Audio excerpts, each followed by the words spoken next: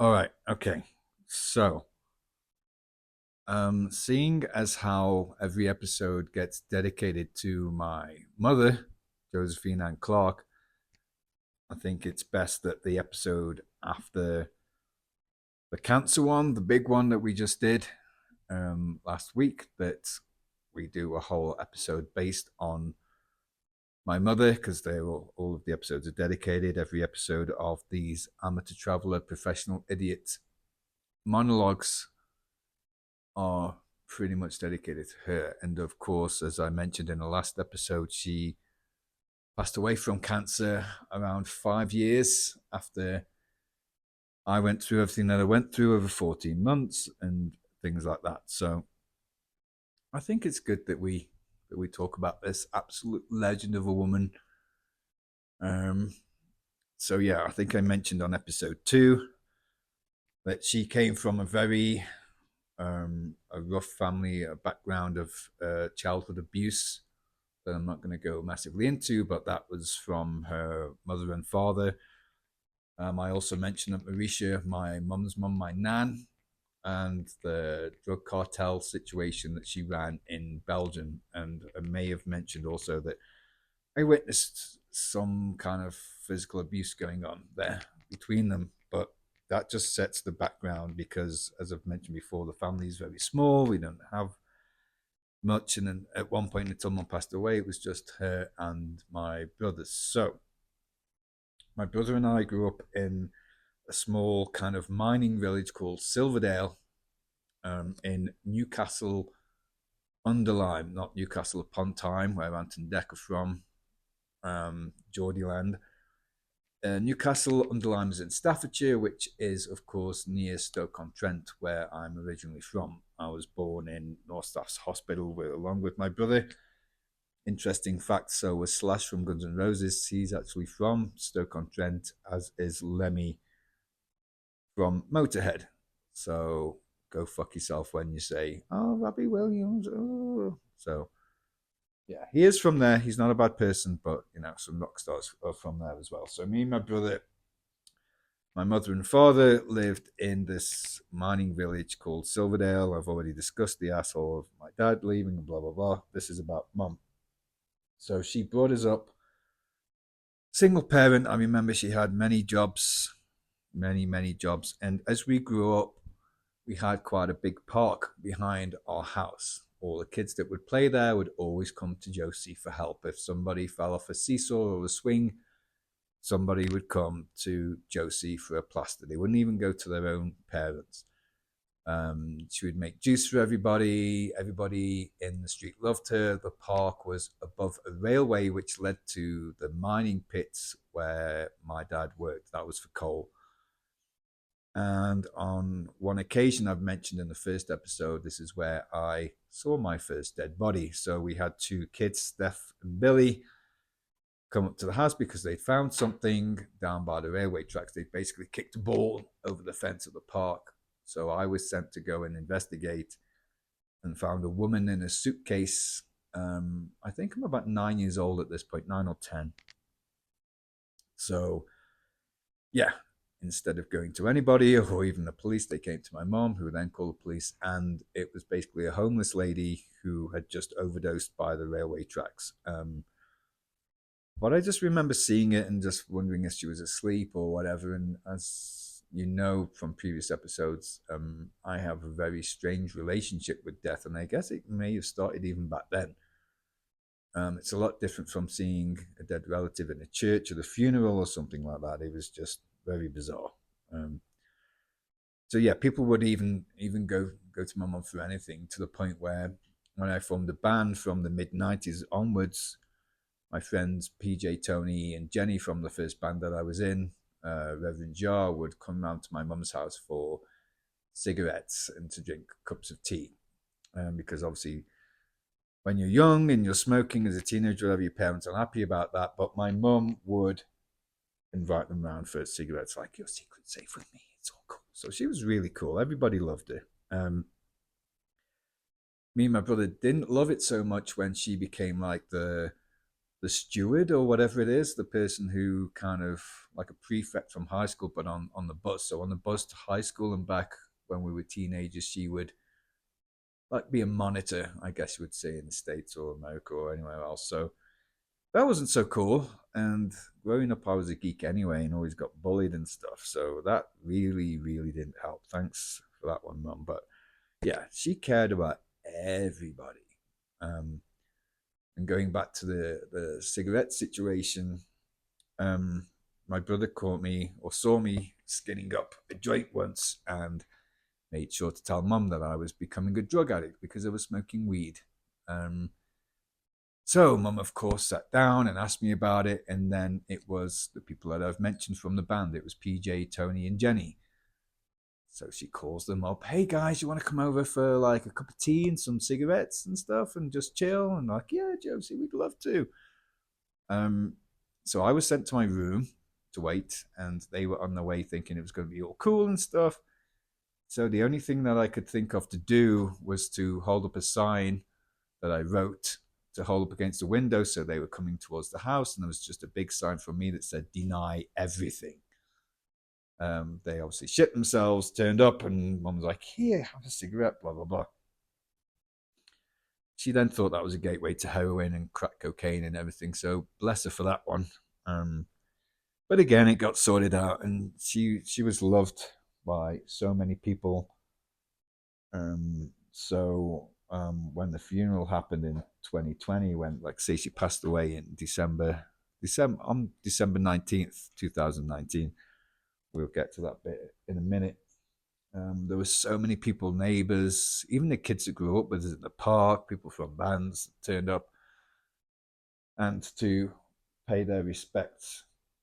So it's something that stays with me a while, or has stayed with me for a while, I should say. I should correct myself there. Because after my ordeal with cancer, she passed away 5 years later. So let's talk about that, which is obviously quite difficult. But again, these things have to be raw, they have to be unedited, they have to be my story. And she's a huge part of my life and still is to this day. So she was diagnosed with lung cancer around late 2018, 2019. Like I said before, my dad used to smoke 60 a day. My mum never smoked that much, but she smoked from childhood, I believe. So like decades of smoking. So I guess it's not surprising in a way that it was lung cancer. So I was living in London with Lorna at the time, still kind of rehabilitating myself really, because even 5 years later, you're still quite skinny. There are side effects from chemo that I still live with and things like this. But anyway, so I didn't get to go up that often to see her. Um, my mother and brother always had like a strained relationship as well, because he would always get into trouble. Like I say, we grew up with different friends, even though we were brought up by a single parent, and his friends were more about money. So he was always borrowing money, spending money, and then asking for more money and all these kind of things. He's a totally cool dude now, by the way. This is when we were younger. I'm just pointing that out. So they always had this strained relationship, even when Mum was sick, even when I was sick, and they both came down to visit. That was the only kind of thing that brought them together for a while, was me being sick with cancer, which is kind of weird. But anyway, so he would give me updates. Obviously, we're next of kin.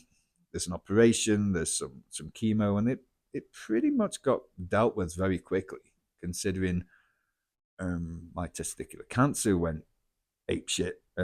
Lung cancer, which is a bigger thing, was dealt with, found the tumors, chemo. She was sent home, and then of course things got, as you know, get back to normal. And this is why I said in the cancer episode, sometimes when, oh, if I should say, cancer comes back a second time, it's obviously harder to deal with. It's spread from the original one or whatever. So yeah, and she's still smoking at this point, bless, and she's been quite defiant and everything, medication and checkups, and then things start to get a little weird. So, like I say, there has been strained relationships between the three of us because there's only us and backgrounds from grandparents and parents and abuse and things, and my dad leaving after having an affair. So all of these things add up. So we are a small unit, but we're very close, and sometimes we're not close. So many people passed away during this time as well. So, like I say, you just when you're surrounded by death and you cheat death too, it's just you have this weird relationship with it. So she starts acting very different than usual. Me and my brother are getting WhatsApp messages and phone calls. One day in particular, it was like every 2 minutes she would call. I was in London. Steve, I've got cancer. I've got cancer again. I'm like, okay. Have you been to the doctors?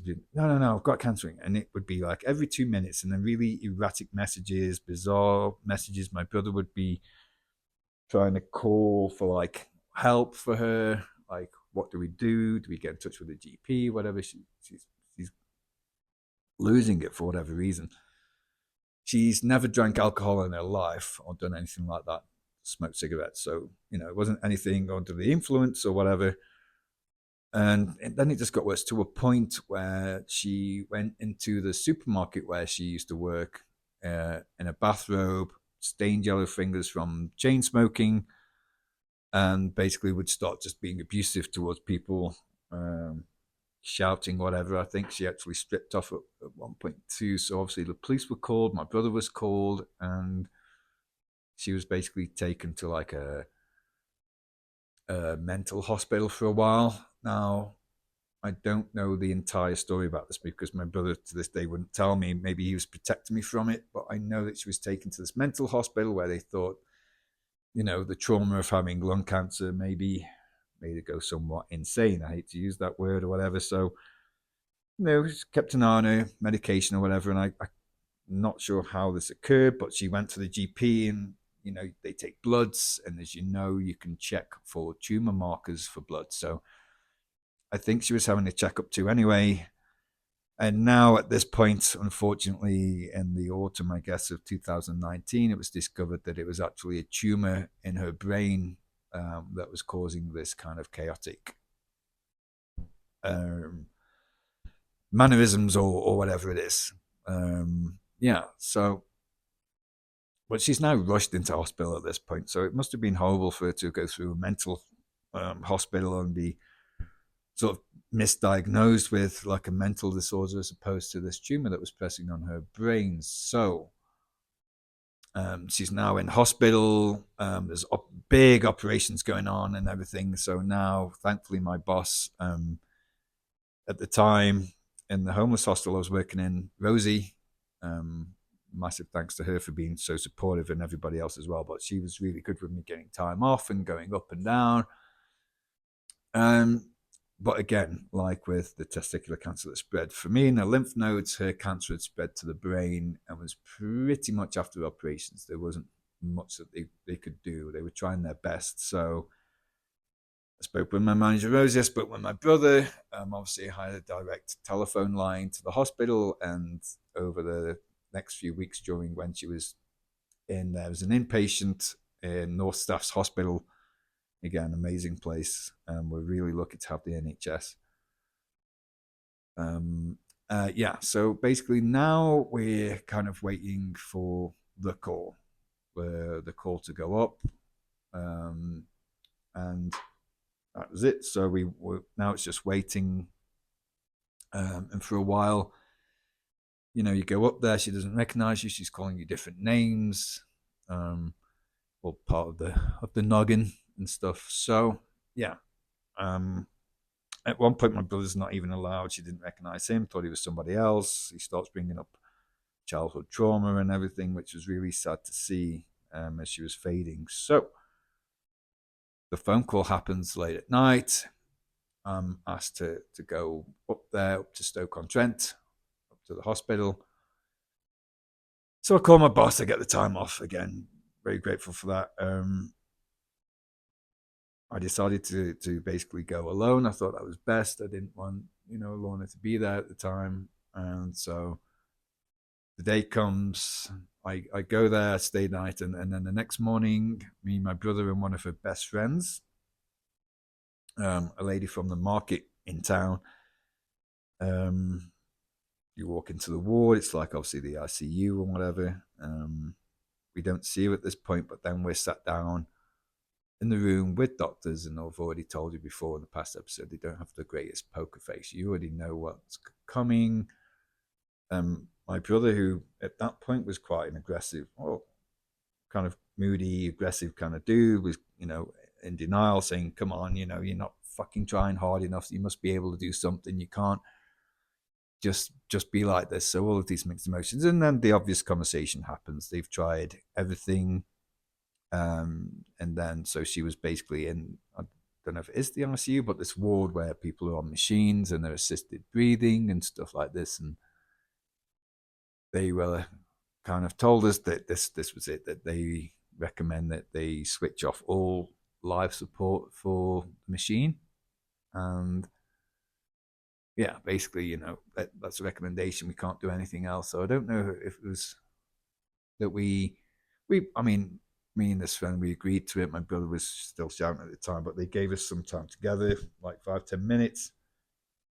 And then, yeah, we just spoke with him and he calmed down, and that was the best thing to do.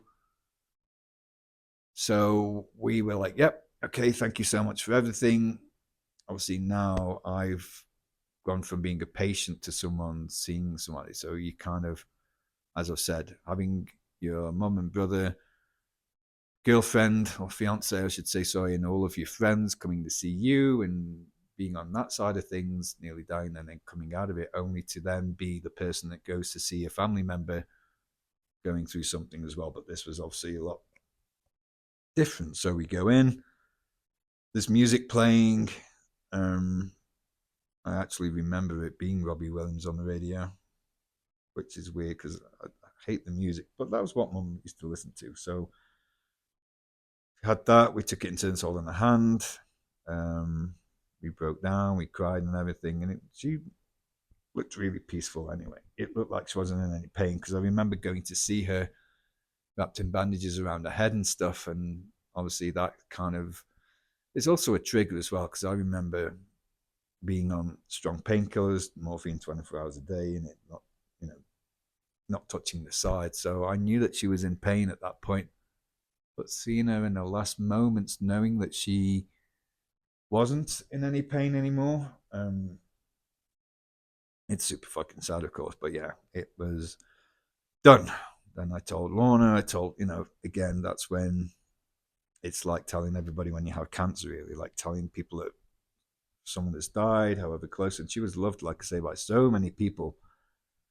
So much love came pouring in, but obviously it was overwhelming. And she was married to a guy called Trevor, actually, at the time. I don't really speak about that because that ended on like bad terms. But yeah, she was married to a guy called Trevor. That was our stepdad. He wasn't a bad person, but yeah, it just didn't work out for them. So obviously there's funeral arrangements to organize and everything. And from there, you go back to work in London and it's all getting sorted out. So yeah.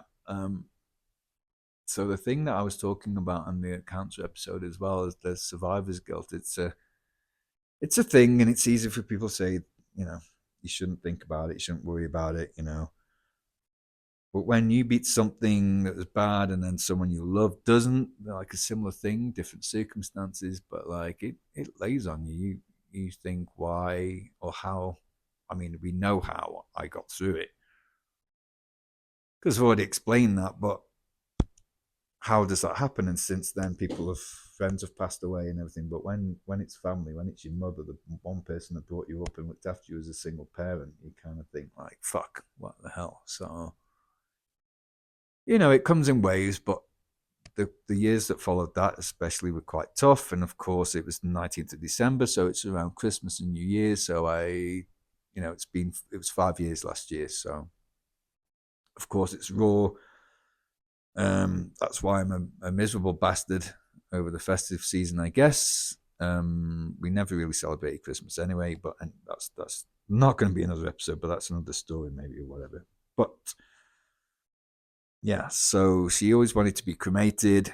So yeah, I think January, February that year we had the funeral, and like I say, neighbors, kids of the neighbors from the park, a few people that were in bands that mum was cool with enough to share cigarettes and tea with her. And I remember being on the train on the way up to Stoke, and my brother, bless him, had organised the whole thing, the whole funeral and everything. Like, that's a lot to do because he was in Stoke and I wasn't. So I'll never forget that, Dave. Like, that's a really awesome thing that you did. But of course, he didn't want to do a eulogy or anything. So I found out the day before. So I was like pretty much making notes like I have here on my left. Just making notes about everything about mom and everything like that. Yeah, so we had it there, we did it. There weren't any tears from me or anyone until at the end when we saw the coffin. And so she was cremated. And fun fact, actually, it's not fun at all, but I only found out before I came back out here to South America that my mum's ashes were actually still in the crematorium. So one of the things that we wanted to do, like I said before, her nan, Basha Kishka, on the Polish side, the Jewish side, was married to a guy called Ted in Essex, sort of near Colchester way. And she grew up when her mum became abusive with her grandparents, and they lived in Essex for a while. So I always thought it would be good to take her ashes to appear in Southend-on-Sea, to the seaside, where she kind of grew up after her childhood, after the abuse and stuff. So, but I never knew. I asked my brother, he never told me. He refused to tell me. I thought they were spread in the ashes of our house in the garden of Silverdale. So I literally found out last year.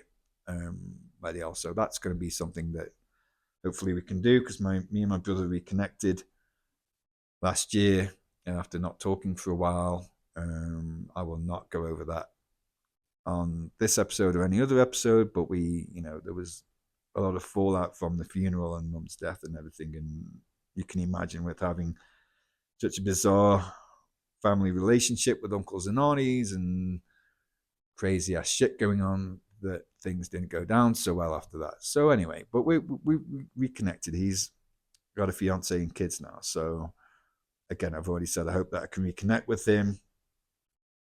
But yeah, what an amazing woman. So I pretty much dedicate all of these episodes to her, but I wanted to do an episode about her. I know that it's gone from a cancer episode to the my mother dying episode, but this is kind of more of a tribute. I want you to know about her because that's the kind of person that I am. And when I wanted to travel after she passed and stuff, I just imagined telling her, and she'd be like, just do whatever the fuck you want. Like, I've told you, I don't care if you clean up rubbish from the streets as a job. I don't care. And that's when I sometimes say that I don't care, but it means that you do. It just means that as long as someone is happy, that's all that you want. And that's the one thing that I've taken away, or the main thing that I've taken away from my friends, from my family, from my girlfriend, and everything like this. I don't care, man. Just be happy. That's that. It's a very simple thing. And the other one is, of course, to all the fuckboys and the travelers and the alpha male motherfuckers out there, don't be a dick, man. It's simple. No one cares. Anyway, I just thought I'd throw that in there. So I do think now I've covered the intro, family, cancer, and now this tribute to my mum. Now we can go on to the record label Wrongpop and the songs, and then after that go on to the meat and potatoes of the amateur traveler, professional idiot thing and the travels, which actually spurred me on to write the book about it, because I really want a book out by the end of the year as well. So to those that are sharing the links to this, to those that have bought them and listened to them and just basically sent messages of support, because it's not the easiest thing to talk about, but I feel like it's part of the story. So I just want to thank everybody for the support so far. And yeah, this is going to continue. They will be living in their home of Bandcamp, because that's a really good website and stuff. And the money also, the money that they take goes to good people who work hard. So I think it's going to live here for a while. Maybe I'll put it up YouTube way further down the line. But yeah, thank you very much. I've probably gone on far too long. I was going to say 50 minutes on this episode, but hey, it's how it is. Josephine Ann Clark, 1959 to 2019, an incredible fucking woman, and part of the reason of who I am today and why I am this person. All right. Thank you.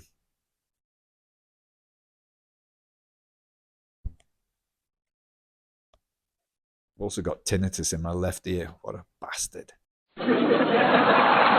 Come in shot like this. Off. Fuck off. You're never on cue. Oh, hi. Oh my god.